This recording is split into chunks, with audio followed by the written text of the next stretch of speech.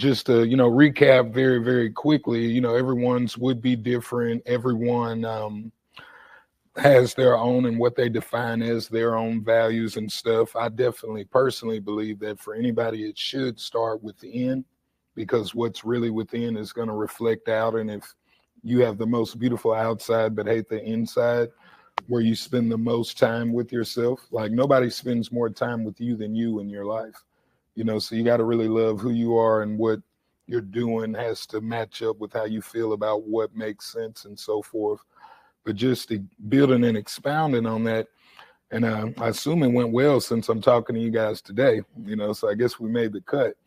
But Jeremy was saying, like he was going to find a person that would make sense to interview, for this or whatnot. And he was like, well, since you asked some of these questions, maybe, you come on and do it. And earlier in the week, I had talked to a guy, and he's a very mysterious, transparent person. You usually can't get both of those in the same sentence, but anything you ask him about, he'll tell you, but it still leaves you scratching your head at the same time.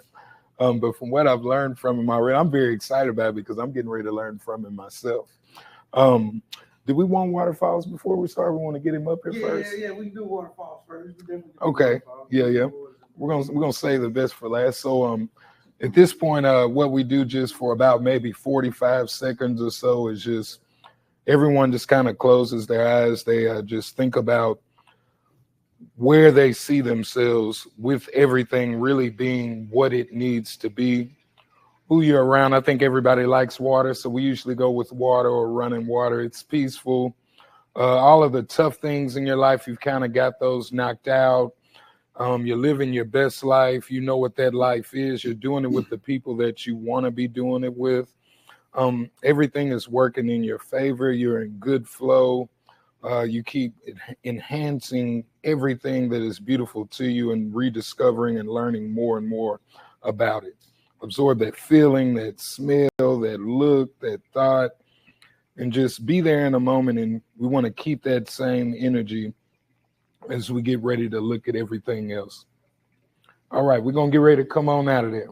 I don't want y'all going to sleep. Somebody was getting a little deep in there. Right, get away from the water. Stay away from the water.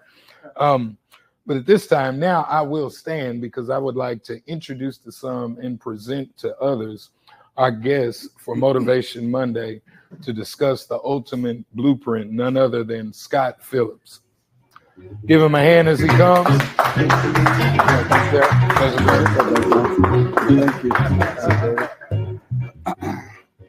you. Thanks, everyone.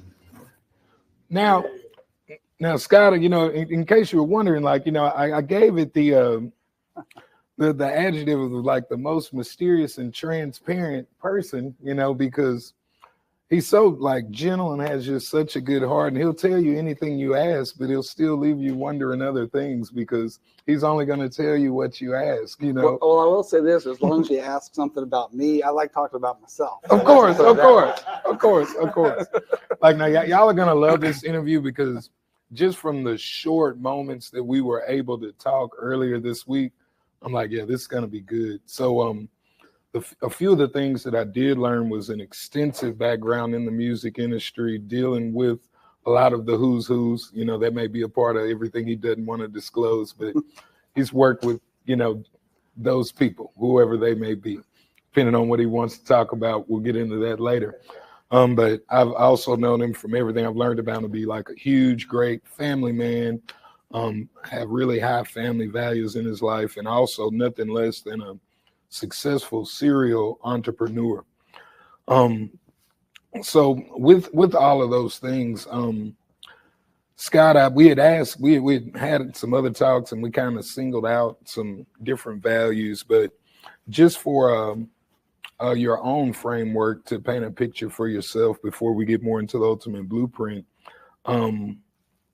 If you were just speaking to everyone that knows that we're dealing with the ultimate blueprint now, and you wanted them to get a picture of just yourself, where would your mind go, or where would your thoughts go? What How would long be do we have?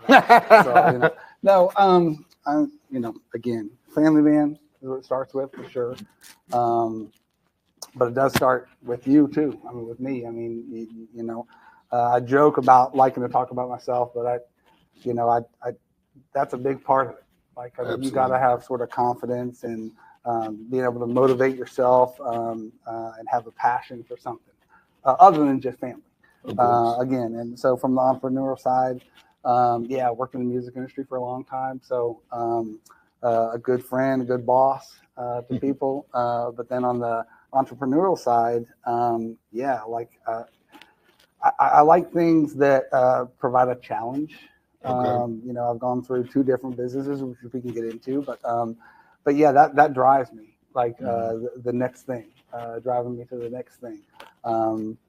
Every day I kind of wake up, my wife laughs that I kind of give my own affirmation by looking in the mirror and said, my mom taught me when I was young. Wow. I do. I look at myself sometimes in the mirror and I tell them I'm going to have a great day. I make lists.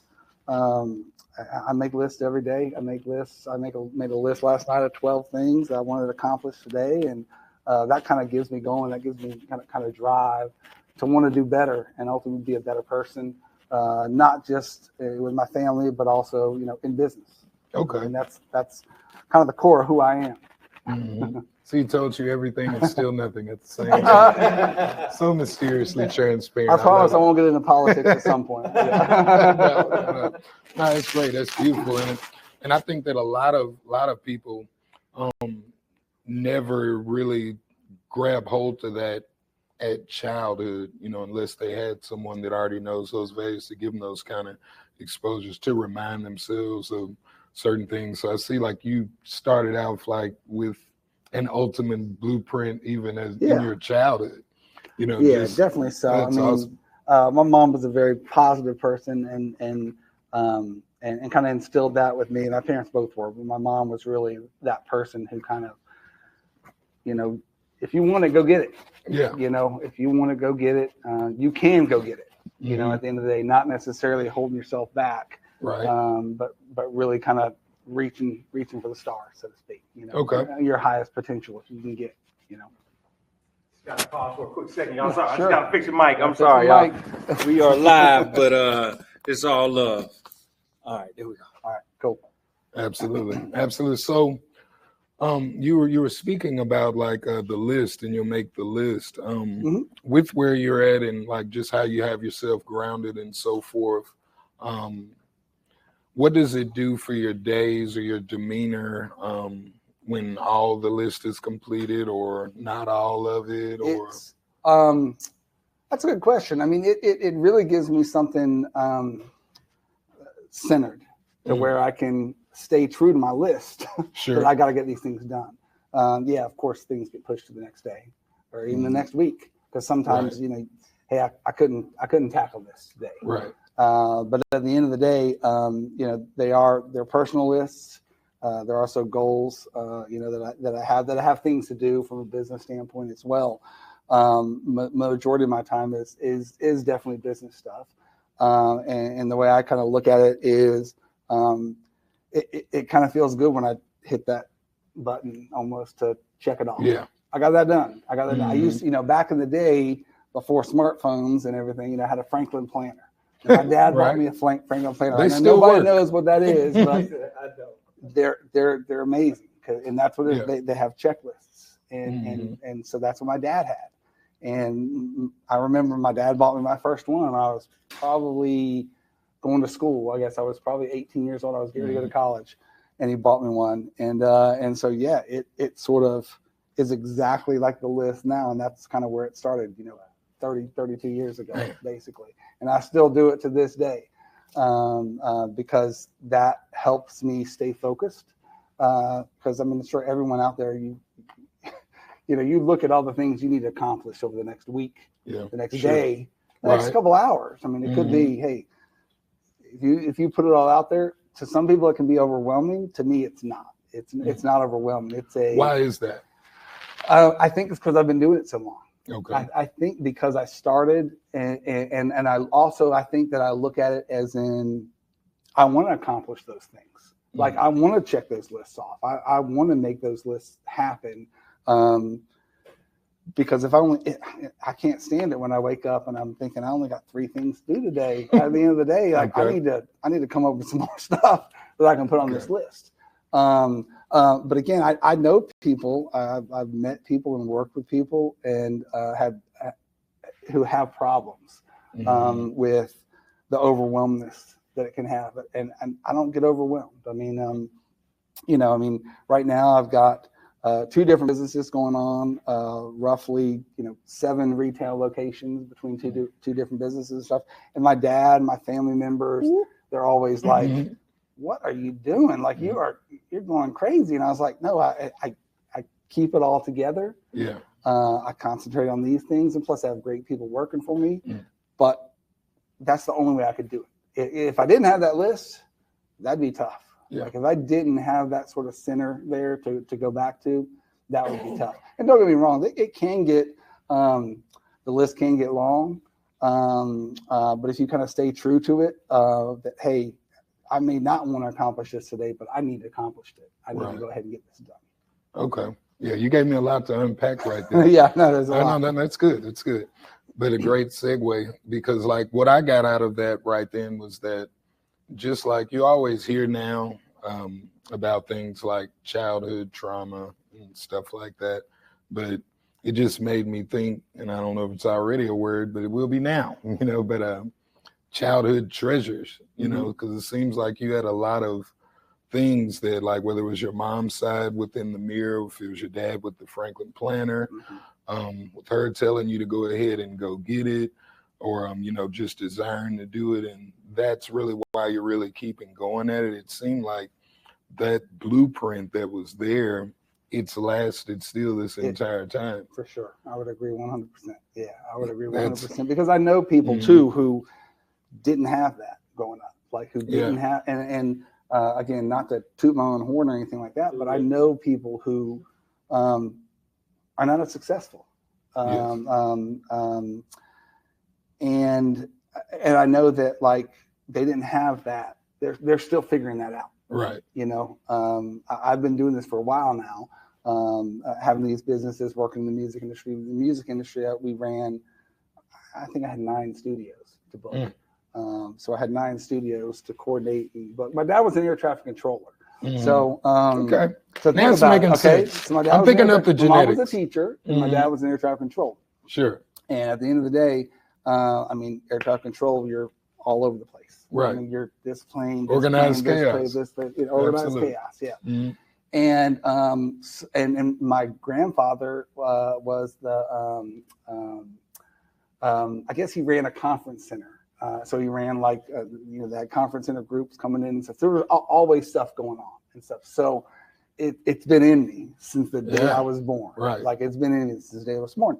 But I know a lot of people who they didn't have that sure. as kids growing up with family or whatever. Their family was either let's say it was a broken home, or if they were struggling, or whatever it is, they just didn't have that. And I've got a lot to talk about in my next family reunion. Yeah, I had absolutely. I had a lot of childhood treasures. Like I had a really good childhood. My wife always jokes that I grew up as the Cleavers, and Family Ties and stuff like that. Yeah. I had a really good childhood, and they were able to sort of instill some of those foundations that I'm using today. That has made these businesses easier to run. They're still businesses, so you still have issues, but yet like you stay grounded with it and you understand what it is, and you come at it, you attack it with a plan. And that's back to those lists. You attack it with kind of a plan. You attack it with an idea of, I'm going to get this done. I'm going to get these accomplishments done. And again, I can only thank my mom and dad for really kind of instilling that in me from when I was younger. Okay. So we're going to leave with 2 questions from that. One, what would you say would be, well, before we get, I'll say that for the second question. How do you determine what makes the list for the day or for the week? And then I'll give you number 2, so you just know both already. It's an easy answer. What needs to get done? Like what needs to get done? Because every day, like for me, every day something needs to get done. When you run, 7 retail locations, really with 10 kind of retail locations, because I have some vans that cover Middle Tennessee and Southern Tennessee. So I kind of got 10 things going on. So at the end of the day, something needs to get done. I like it that way though too. Right. Like, my wife jokes, my dad, who didn't retire, we kind of had to force him to retire because he just wanted to work and just always wanted to do stuff. I'm that same way. Like, gotcha. I do enjoy golf, and I coach my kids' sports, and we travel for things like flag football and basketball and stuff. So I enjoy all that stuff, but I don't like to just sit around.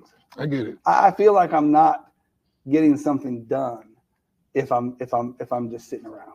Like, I just feel like and I don't want to be those. I don't want to be so much so that I'm like, if I'm not making money, I'm spending money. But it almost feels like that sometimes. Like, if I'm not, like, there's a way for me to make it better. Like, there's always a way. I can get complacent and just sit back and, okay, we're all good. But everything can be better. There's a book. I believe it's called Good to Great. And there's a I think it's like the first chapter. It's a good quote, but it's good is the enemy of great.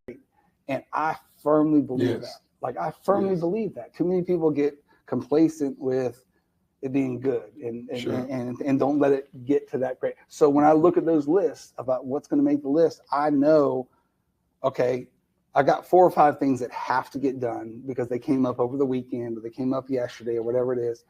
But I try to add to that list. How can I make this better? How can I make this day better? How can I make my employees better? How can I make my relationships at home better? How can I make myself better? Basically. Sure. I love that. So that's a easy answer, but it's unpacked. Yeah, that was unpacked. It was very unpacked. Man, you give so many nuggets so quickly. Sorry. No, that's wonderful. No apologies necessary. That's what we desire. Yeah. With that being said, I look at if I was ever going to support bullying or whatnot, it would only be towards the comfort zone, because that's where like dreams are stolen. You know what I mean? It's just right there in that comfort zone. Mm-hmm. It's a blessing, and I'm down with always being content with wherever I'm at, but it's like just that comfort, it keeps you from really trying more. Mm-hmm. The second question that I had was, we know the part that we got from the parents that came in with you. What are some other key components in your value system that came just with you experiencing life? Well, my mom always used to say, I just have this sort of gene, and nobody else in the family kind of had it. I have this, it seems like I don't care. I do care. I care a lot, but I don't necessarily let that affect the outcome. There's that. Sure. It's that old cliche of you can't really mess with acts. You can mess with how it reacts. Right. Like, gotcha. I love that. You ultimately cannot do anything about the act itself. I can only control how I react to it. Sure. And I firmly believe that. Like, and I don't know if that's necessarily something that I grew up with from family or anything like that. Like I said, that's just it can come across, and it has come across like, you don't care, you don't even know. No, I do. It's just, it doesn't matter. Like I'm making it so it's not going to stop my goal of accomplishing what I need to accomplish. I love that. So it's kind of detached from the outcome, even though you do care about the outcome. I do care about it, but again, not more for that to compromise you or where you're at. Yeah. That's great. Man, just such a little wealth of knowledge, man. I mean, my God. So, basically, you don't do anything unless you're doing 7 or better. So it's 7 retail stores, 9 studios. It's got to at least be 7. Is 7 the magic number? No. No, it's not. It's just, I want to do more. I do. I want to do more. I worked in the music industry, like I said, for 22 years, I believe it was, running studios, 9 studios and stuff. And then how I got into sort of the entrepreneur side of things it was, I've been there 20 years, and it was like, okay, I'm ready to, what can I do next? Like, what can I do next? I'm always kind of looking at ahead of, okay, well, what's next? And that's why when it comes to stores, I look at, well, no, it's not 7, it's 8 or 9, or whatever it is. That's what I'm thinking. Because you said more like 10. We heard. Yeah, I know. Yeah, exactly. And hopefully it's going to be more. Right. That. I mean, it will be more than that. I mean, what was the magic thing that from after having that, awesome career? Because you said, awesome job, awesome boss. What was like a magic moment near at that 20th year or so? It was a couple things. So in 2009, I had a brain tumor. I had a 22-hour brain surgery. And even before then, I got HUS, which is hemolytic uremic syndrome. It's like E. coli. It kind of turns into that. So I fell walking my son, just passed out, basically. So I had to go to the hospital, went to Vanderbilt, and they found a brain tumor. And they gave me steroids to shrink the brain tumor. But I got E. coli in the hospital. And the E. coli almost killed me. So the E. coli, because my immune system was so shot, I got that HUS. They didn't know what was going on. I mean, I was in the hospital for 3 weeks, 4 weeks. They didn't know what was going on. Wow. I think it was like April 15th of that year. They kind of were telling my parents and my wife, hey, his platelets are so low. Like, they either need to come back up or we need to start talking about something else. And they did. They kind of came back up, and then I kind of had a full recovery there. I thought you were saying they just started talking about something else. I'm like, man, where's the fight? And then they did. Cool. And then I had a brain surgeon. My brain surgeon was like, my neurosurgeon was like, listen, if you can beat HUS, this brain surgery is a piece of cake. Cool. I did have some complications and stuff, and I was in the hospital for a couple of months. Had to learn to read, had to learn to write again, basically. Not necessarily read as much. Write and walk, because I was pretty much in the hospital bed forever. It seemed like forever, a couple months. And I got back in the music industry stuff. Great boss there. Kind of came back doing the exact same thing, but I was thinking, I want to do something else. Even back then, just hey, I want to do something. I didn't know what it was. Sure. I didn't know what it was. And a good friend of mine, best friend of mine down in Florida. He called me up, and his father had passed away, and he had gotten some money, and then my mom passed away from pancreatic cancer, and he was like, "Listen, there's an opportunity for us to do something, because there's nothing like this in Nashville. It's all down here in Florida. It seems like we should look into this." And I was like, yeah, sure. I flew down there and kind of looked at it and stuff, and I thought, this is it. This is the next thing. Like, I got a great job. I mean, my wife thought I was crazy. My friends thought I was crazy. They're like, what do you do? I mean, like you said, working in the music industry, great job. Got to meet every artist you can think of, every producer, every writer, everything.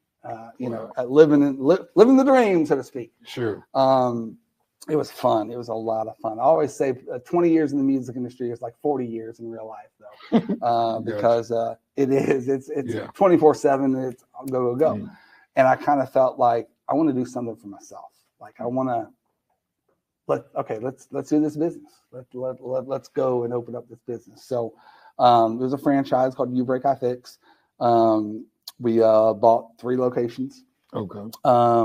So I had 3 stores to open up over the next, year and a half or whatever. It's 2 years, I believe, that we opened. And I loved it. It was like working for myself. I can come and go kind of as I please. I could kind of come and go as I please anyway with the music industry. That's what I thought. But this was different. Right. This was my thing. This was my baby. And so I had those 3 stores, and then 2020 hit, and so COVID hit, and it changed kind of the retail game. Now, fortunately for us, I mean, we were deemed essential. We were keeping families connected through technology. Yeah. Sure, a lot more people were crashing their phones in frustration. And at home, we had vans, and so we'd go out to their house and this and that. So it was good. I mean, and so our business grew a little bit, and it was I added a 4th location and added a 3rd van, which is crazy to think of. The pandemic, right? And here I go, I'm growing. Right. And again, I even had people tell me, "What are you doing? What are you doing?" But excuse me, I always wanted to just grow that business and stuff. Mm-hmm. And so ultimately, that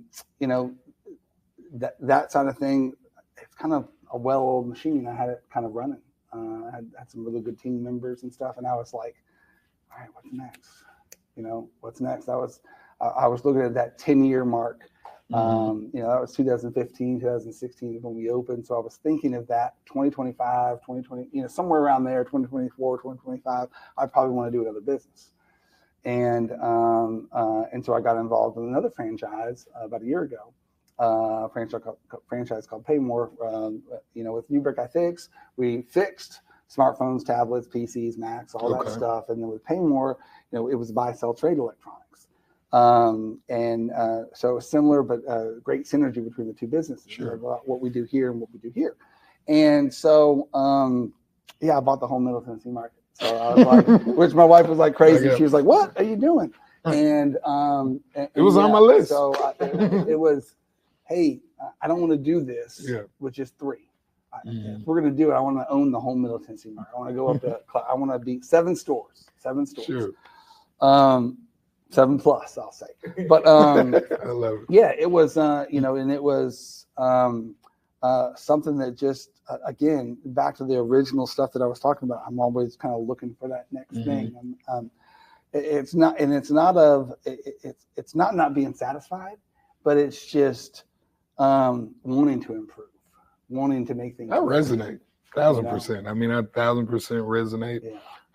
I've been on that kind of level to the point to where it was even maybe toxic, because sometimes you just, really, like, it is, because it's like, all right, well, cool, like, spend a little bit more time being content or satisfied or appreciative before, going on, because it's just like, and now, oh my God, like, I don't know what we're going to do, Scott. Like, everything just like got AI here, like, you can grow and change things so quick. It's like, we'll never sit still.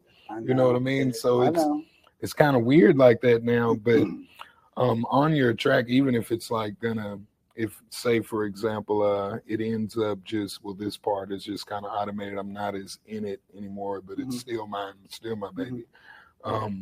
Where do you ever like plot or put enough on the course of any of it? So that's a good question. You should ask my wife that. So.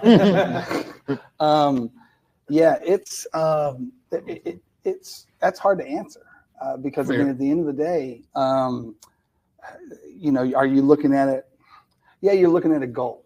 Sure. And a lot of people say, a lot of my employees too, I've always heard those phrases about when you come up with new bonus structures or this or that, and they're always move the goalpost. You kind of are moving your own goalposts because you are thinking, when's it going to be enough? I mean, at the end of the day, when's it going to stop? I mean, there is kind of a, like I put with Rubric I Fix of 10 years. And then kind of the next thing, my oldest son is 18, just started MTSU. Okay. My youngest is 13. Thank you. My youngest is 13. He's 8th grade. He's getting ready to be in 9th grade this upcoming year. And so I tell my wife, I'm like, my goal is, when he gets in college, when my oldest is kind of out of college and stuff, and maybe he comes works for me in the business and stuff. Maybe I'm setting up something that my kids can go into if they want to. I don't want to force them into anything, but if they want it, hey, it's there. I built something. I've done all the hard work. Right. I was telling my oldest that. I was like, listen, I've done all the hard work. Like, you just come in and run it now. Like, it's good to go now. I've done everything to set it up. But I see myself, I'm 50 years old, so I see myself at that 55, 56, when my youngest is starting college and stuff, wanting to be able to step back. Like that. When my wife thinks I'm crazy, she's like, you're not going to do that.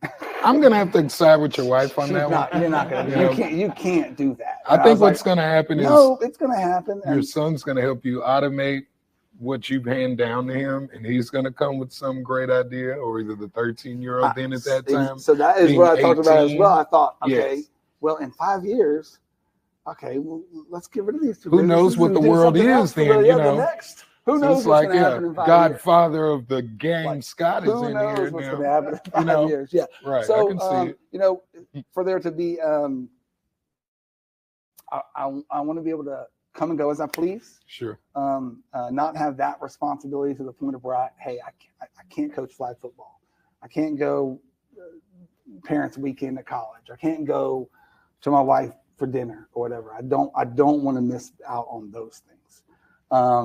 And so I don't mind working really, really hard to always be able to do that stuff. Absolutely. And that's, you know, my dad was saying about when I was talking about when do you have time for, you know, family and stuff. But at the same time, he's like, yeah, you're always coaching. You're always taking your youngest to this football thing. You're always going out of state. You're always taking him to this basketball thing, whatever it is. So it's not like I'm missing any of that. Sure. It's just I'm always busy. Again, it goes back to that. I got to be doing something. I you know, and I will say that I do like to sit on Sunday and watch some football on Sunday. I will say that, and my wife will attest to that. It is true. Right. I like to sit and watch them. We go to Titans games and we have season tickets and stuff. So I take the boys there and stuff, and the family there sometimes. So we have some you know, when it's not too hot, we go.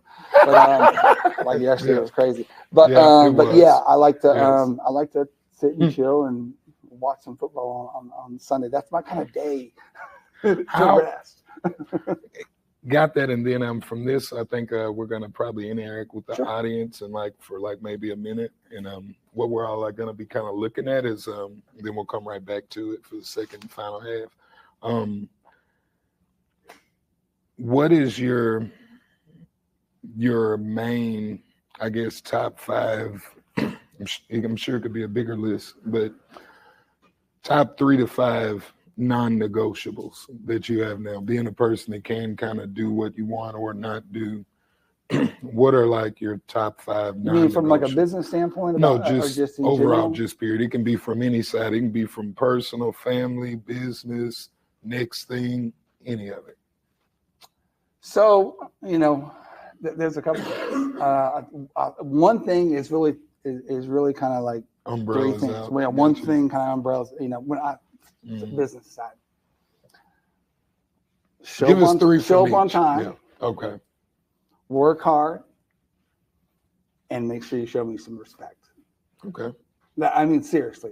Sure. So from a business side, you know, that's really it. So from the personal side of things, before you go to that one, in your lens, when you're communicating that on the business sides, what does showing you respect look like?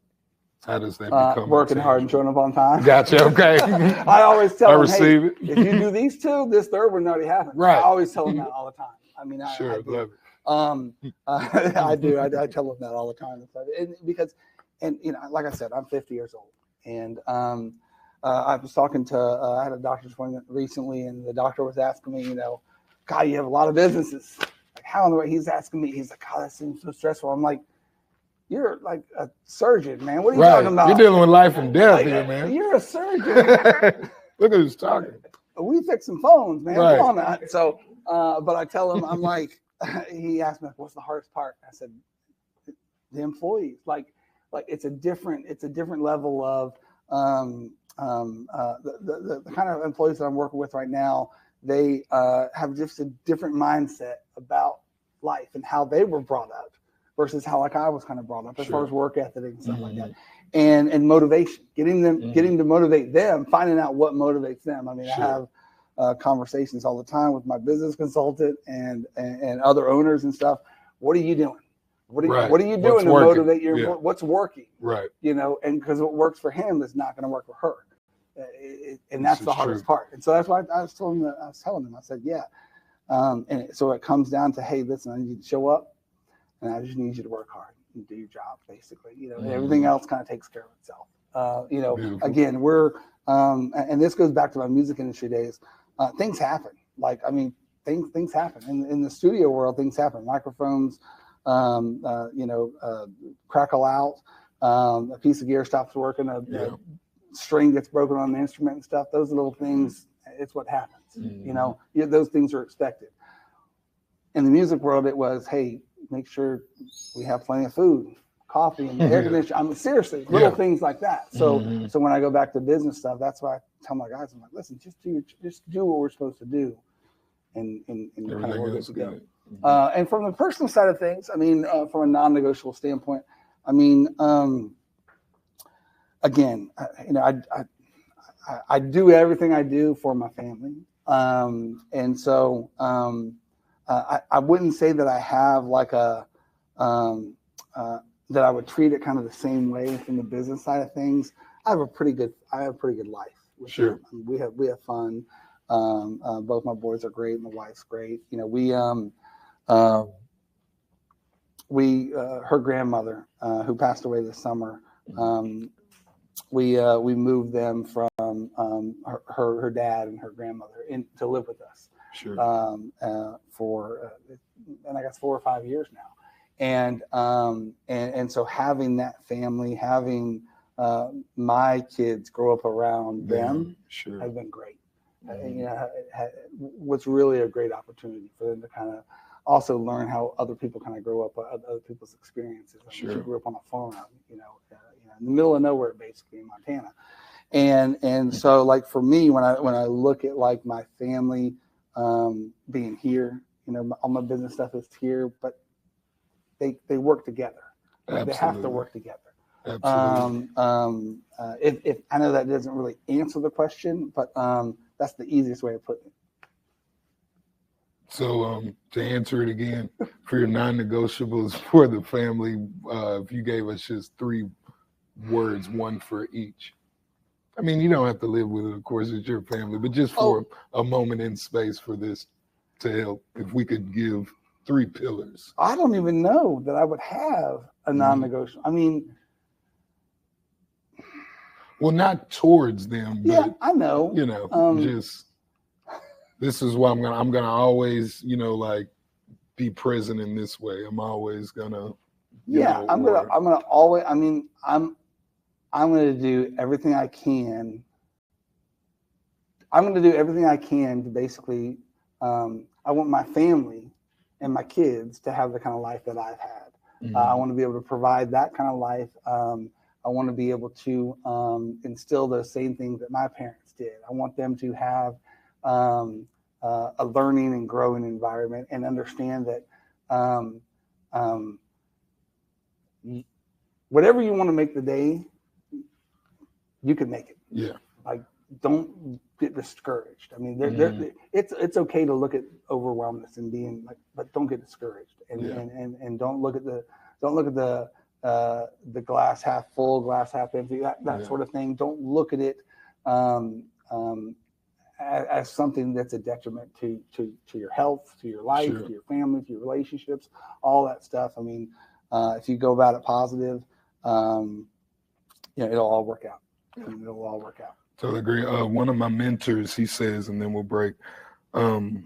He says, if like for example, you got to look at this glass, no matter whatever that content is in it, because he was very big on being that you can't change if you can't change the content, just change the context or whatnot. And he was like, if every time you see whatever this is that may end up being overwhelming, but blue is your happy color, well, drink from a blue glass, and you're going to have to still kind of deal with that water. Yeah. So for the hey guys, before we move forward, we got Mark Lawson. He's asking, what was the biggest regret or maybe a major setback story? Okay. Biggest regret.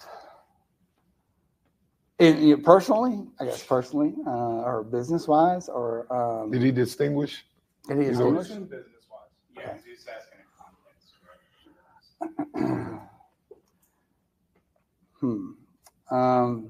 Yeah, that's a tough one. I mean, my biggest regret is really from the music industry side of things. For I started out in the music industry to be like an engineer, producer in the music industry world and stuff. But it was very clear that I was not anywhere near as good as some of the Nashville musicians. And so I kind of got into the business side of things. Sure. And did the studio management stuff, director of operations, all that stuff. But so at the end of the day, I would have loved. I got an opportunity to go on the road with Megadeth, which is crazy. But during my internship, I wish I would have done something like that in the music industry for 6 months to a year. I really wish I could have had that life for like six months or so, just to kind of go through that world. Sure. And I really think from a standpoint of that's what I would love to do. I would have loved to be on stage. I loved it. It's I making like you smile now. Come on now. Like, I love being on stage. We had a cover band. I loved that when we were back in the day when I was, younger and stuff. I would have loved to do that. And I wish I would have pursued that, because I think I could have actually done something there. Gotcha. But at the time, the business side of things just took all of it. It seemed more me. It just seemed more who I was. I hope that answers. Pretty good. Pretty good. Thanks. Yeah, so this time we'll just take like maybe just 1 minute, but just want everyone to think about and just interact with each other and so forth of like, what are your non-negotiables, and either when are you compromising those, or what are you doing to make sure that you don't compromise whatever those non-negotiables are? One more time. So what are your non-negotiables, whether it's for personal or whether it's for business or both? What are you doing to make sure you don't compromise that, or what's been the thing that has been allowing you to compromise that? I'm going to agree. That's fine. I'm going to be. Do we need to mute when we do this, or how do we need, or we're just cool? We've actually got one more question from the chat. If you guys want to take that Okay. Yeah, they can do that. Yeah, we can still. Go ahead. Sure. So, talking to your 20-year-old self, what advice would you give? Ooh. Megadeth! No, I'm just playing. Talking to my 20 so when I was, let's see, I'm trying to think of this. So 20, I would have been 1993. I would have been going to school in Orlando. If I talked to my 20-year-old self, I would probably say, don't stress. Like, don't stress. Because, my early 20s were a time when, I didn't know if I was going to be in the music industry. I didn't know if I was going to be in the restaurant business, because that's what I did. I did waiting tables and bartending and stuff. And so 1993, it was right after college, right after high school, I should say, and getting into college. I wish I could tell myself it's going to be all right. Just go with what you're doing, and it's going to be okay. Because again, I didn't know what I wanted to do from the music industry, waiting tables, bartending, going to college at the time. I had no idea what I wanted to do, and all my friends were getting married, going to college, doing this or having this job. And I felt kind of the pressure, stress of, what do I do? As a 20-year-old kid, what's next on my list? It's something I just talked to my son about at 18 years old, talking about his major and stuff. And I'm like, listen, you're probably going to change this in the next couple of years. If you don't, great, awesome. Right. But enjoy it right now. Like, so again, talking to myself, I'm talking to him. Hey, just enjoy these times. Even my eighth grader, I tell him, I was dropping him off for school the other day. He was laughing with some friends, and I was picking him up, I should say. And he was laughing with some friends, getting in my car, and I was like, I got to tell you, you don't know it now, but this is going to be one of the best years of your life. Right. This is I can remember my eighth grade year, the fun times we had, the basketball trips, all this stuff. I was like, enjoy it. Don't look, don't let it pass you by, because it's fun. Those times are great. So, I would tell my son that. I'd tell myself that at 20 for sure. So you use a lot of those, what you would tell your 20-year-old self as kind of guardrails and different things with conversations with your sons now. Yeah. Oh yeah, because I mean, again, when you're 20 years old, I mean, most people when they're still trying to figure out who they're going to be. What you know, you are gung ho about, hey, I can take on the world, I can do anything. Right. But in the back of your mind, you're like, is this going to work out? What am I doing here? Hit the button. Yeah, exactly. And again, knowing what I know now, I mean, I wouldn't have changed anything. I just kind of would have had a different attitude about some things. About, hey, let's just go for it. I mean, it's going to work out. I mean, that's the right way to go, and just enjoy it while you're 20 years old. Now, if I could tell my 30-year-old self something, okay, my 30-year-old self, it would be start a Roth IRA. Like I would start a Roth IRA with the money in savings. Yeah. But yeah, I mean, it's there are definitely things that I like to say to my 20-year-old self of, hey, dude, it's gonna be just fine. Don't stress it. Because I mean, I would get stressed and get worried about things, but it was more about what am I gonna do with my life? What am I gonna do? What's my next thing? Because back to those original things I said early on, I always had that in my head of I got to be doing something. Even when I was waiting tables and bartending and going to school, what's next? Like what is gonna be next for me? So very good stuff. I'm almost, man, just wanting to keep rolling. Or not we're good on questions. If you guys want to move to breakouts, completely up to you. We're gonna have the breakout. We'll do that for like 1 minute. But I got a ton of stuff to ask him in these next few minutes. We're gonna make sure we get there. But yeah, just what's like some of your non-negotiables, even for the people like out online, like what's some of your non-negotiables? What has been able to allow you to compromise that, or what are you doing now to reinforce and make sure that you don't compromise whatever you determine that are your non-negotiables? And then we'll be right back at it. So do I need to do this, or you just mute it automatically, or how's it go? I'm going to take a break. Turn it off. Cut it out for a second.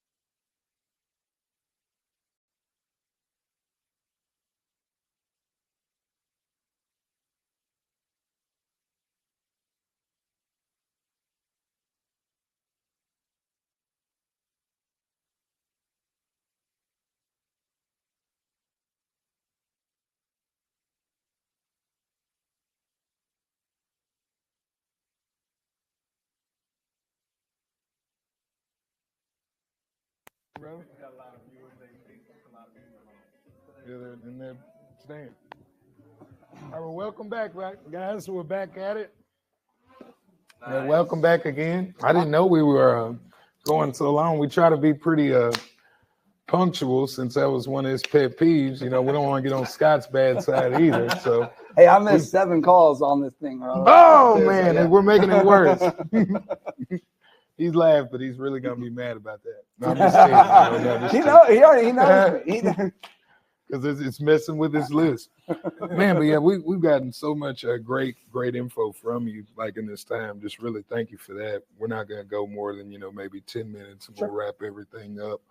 One question I wanted to ask you was, how would you say you define what being a father, and if you could kind of let us look behind the curtain on what you identify that as a father, a husband, and a CEO?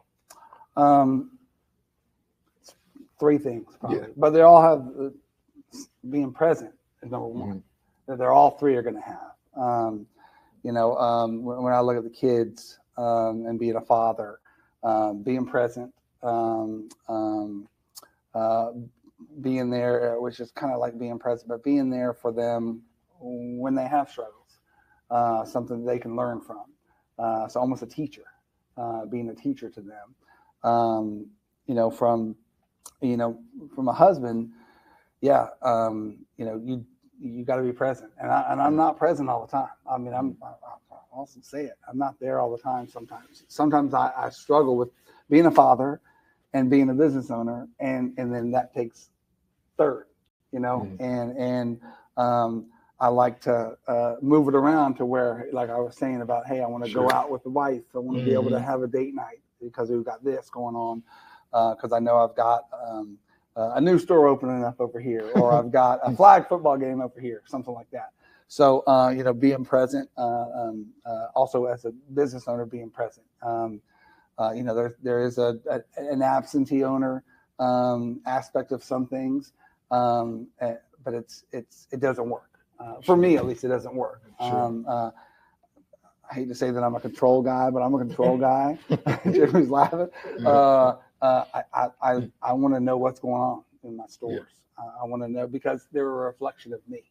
At the end of the day, whenever we have a situation go on, I ask them, hey, is that what I would do?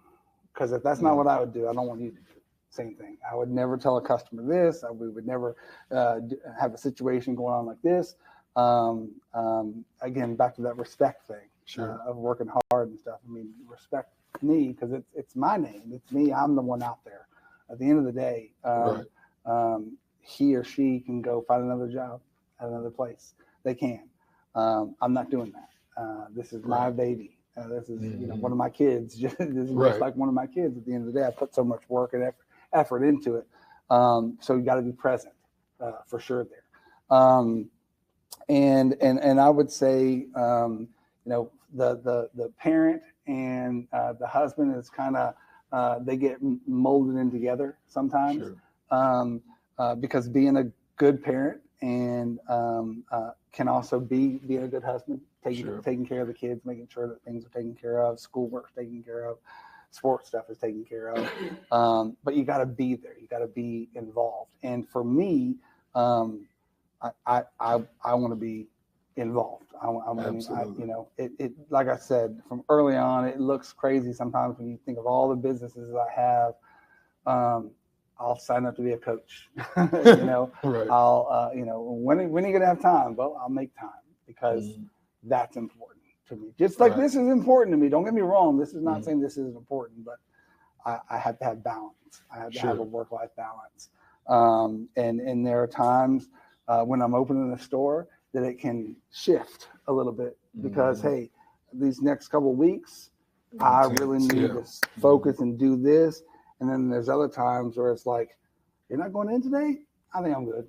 They got it. Right. You want to go out to lunch? Right. I'll pick up Charlie. I'll pick him up at school or whatever. And so, being present is like the number one thing that I think all three carry, have, for sure. Is there any that only one of those three carry? No, again, like I said, they kind of overlap and lay with sometimes. each other. Not to say one's more important than the other, of course, but it depends on what's going on. Sure. To where, fortunately, I've never been in that situation where you kind of had to pick and choose. Again, that goes back to the list of prioritizing things of things. These need to get done, so I can go to the game. So we can go on date night. So I can get to the store to open in the morning or whatever. I can get these parts taken care of, whatever it is. So they overlap a little bit, but still that family first. It is family first, for sure. But the level of input I put into the business allows me to have family first. That's a weird thing to say when you think about it, because you think I can work a lot, but I'm working a lot, so I have that. So I have that transfer. So I can transfer. Absolutely. That, you know what I mean?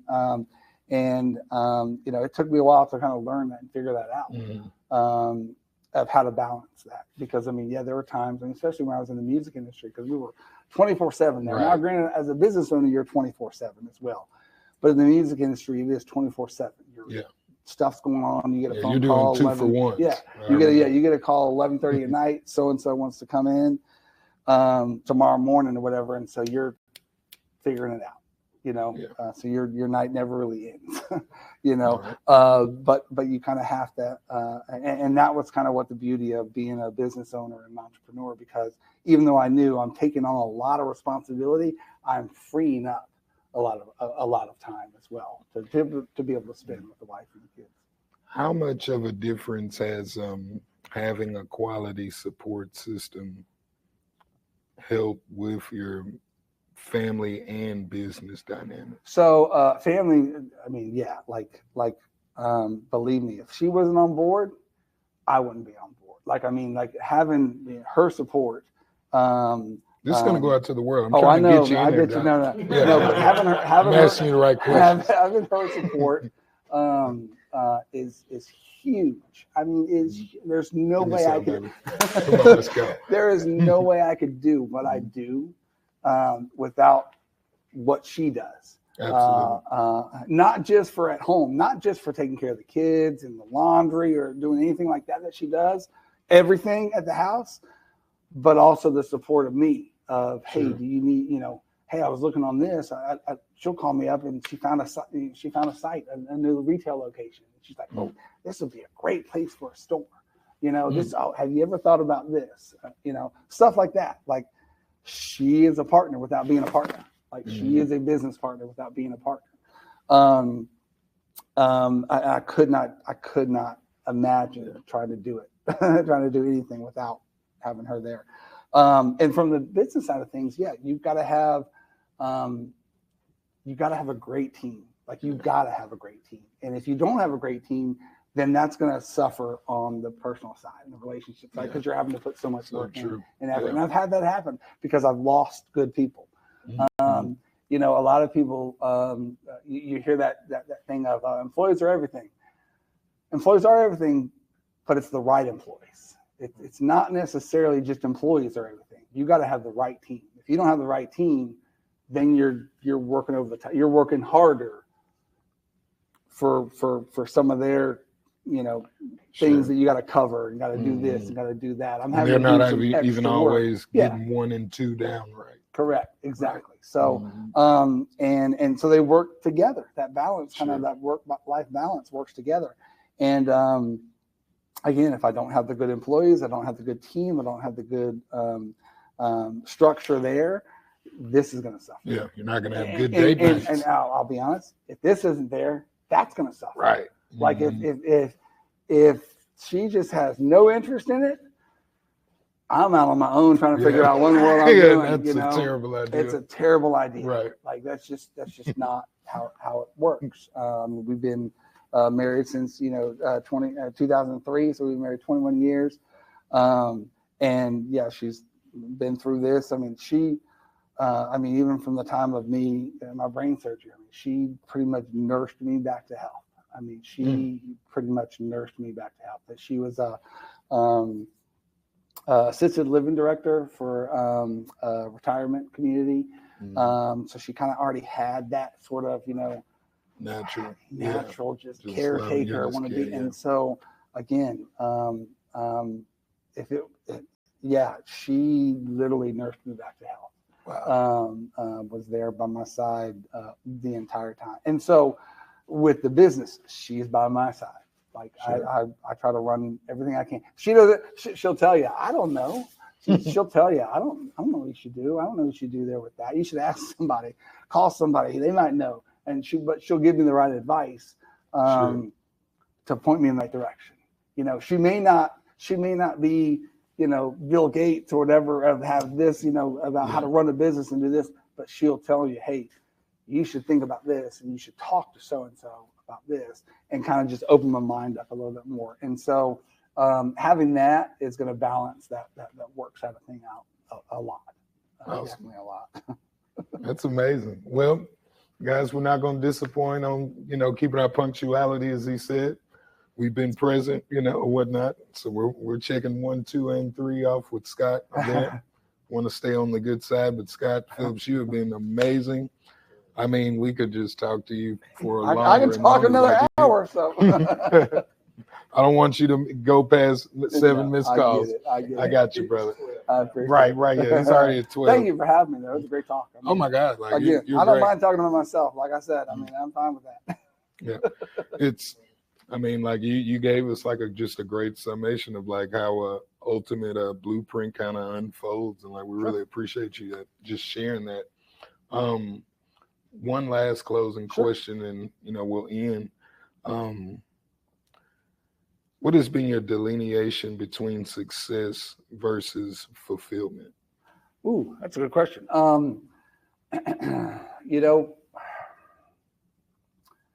They're very close. Mm-hmm. They're very close. That's beautiful. They're very close. Mm-hmm. But fulfillment to a point of